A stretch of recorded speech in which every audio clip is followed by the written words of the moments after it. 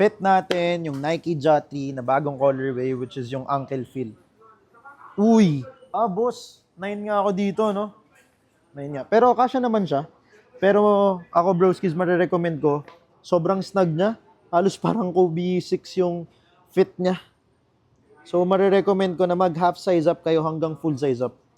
Especially sa materials na itong colorway na to. Pwede kang lumapit para mapakita mo yung details mismo ng sapatos. Sarap sa paa. Ganda nung Zoom X foam na ito. So, para sa inyo ba, cup or drop sa inyo tong colorway na ankle feel? Comment down below naman, broskis, ha? Ganda. Oh, totoo nga, pag nandito ka sa Nike Fort, talagang mapapa-window shopping ka. Ito pala yung outsole niya, broskis, di ko napakita. So, icy outsole, translucent outsole, you name it. Kayo bahala, anong tawag nyo dito. Pero yan. Glow in the dark kaya to? Boss, ang ganda.